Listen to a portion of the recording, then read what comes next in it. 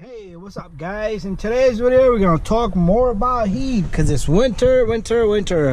So few things you want to check before you do anything. If your car's heat doesn't work, I want you to let the engine cool off.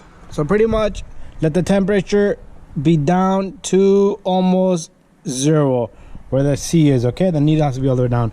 The reason is you don't want to burn yourself, because what we're gonna do first thing is you're gonna check your antifreeze. On this car, I already know the problem. There's no antifreeze. All right, this has expansion tank which works with the pressure. So let's see, let's listen to this. No pressure at all. Okay, so this car has no pressure because it's nice and cold. So first thing you're gonna do is you're gonna take antifreeze and you're gonna top off the antifreeze. Doesn't matter what kind of car you got: Honda, Toyota, Acura, Nissan. All right, so here we have some antifreeze. All you're gonna do is top it off.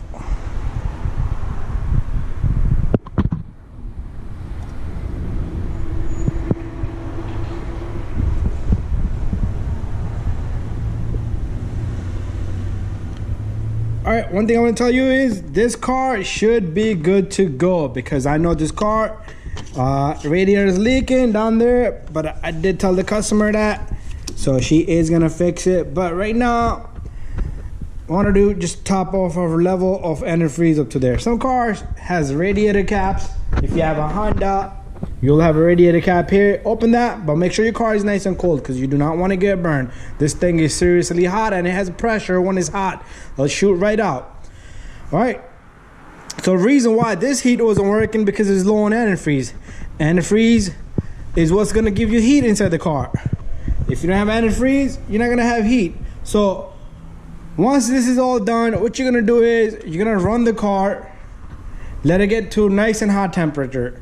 And after that, we're gonna touch this pipe. Be careful with the fan. It should be hot.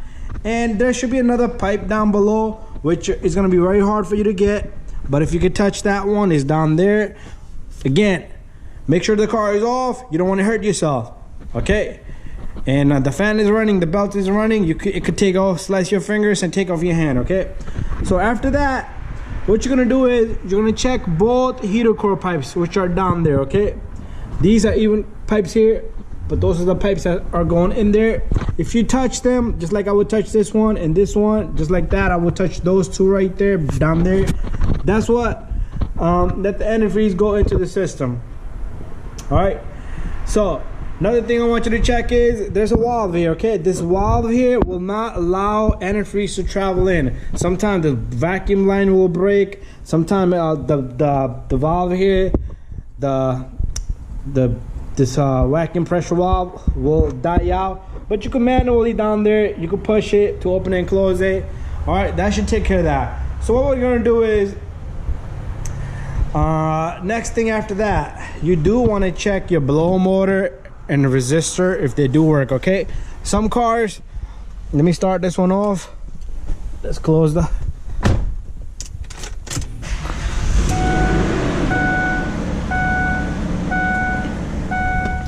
all right, so some cars, your blow motor will not work in some speeds, okay? So you do need to check your blow motor work in all speeds. Sometimes it'll work on high, but it will not work on any of the other speeds, okay? That could be indication that you do have a bad resistor, not a blow motor, okay? And feel the air from the vents. Another thing you're gonna do is you're gonna change the temperature up and down, okay? These cars do have a blender motors, so it's pretty much a doorway, a pathway. Summertime, it'll close off the heat side, so you'll get AC. In winter, you'll put the heat up, you'll put the temperature up. As you're putting the temperature, the motor will turn and close the AC side and let the heat in. And like this is see, this is a dual system, so this car has two, okay? Because it has temperature for both sides. The passenger can control it and a driver can control it. So it has two. Sometimes it'll be hot on one side, cold on the other side. That means one side failed. But anyway, those are the few things you're gonna check.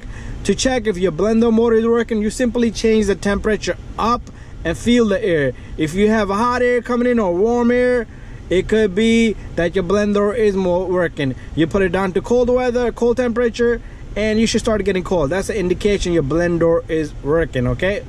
Another thing, if you put the temperature in high and you feel a hot air, warm air coming in, and then you rev the engine, and then you start to get hot air only at that time, it could be your stuck thermostat. Usually that's not common with the thermostat being stuck, but replace your thermostat anyway.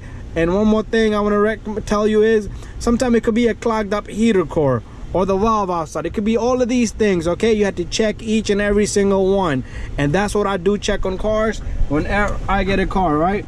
So thank you for watching, guys. Don't forget to subscribe, share, and like.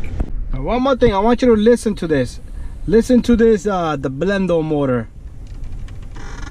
You hear that? So this one is functioning.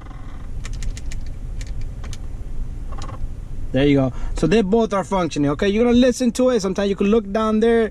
Some has electrical, this has a vacuum controlled valves, okay? So anyways, there's the noise for the vacuum.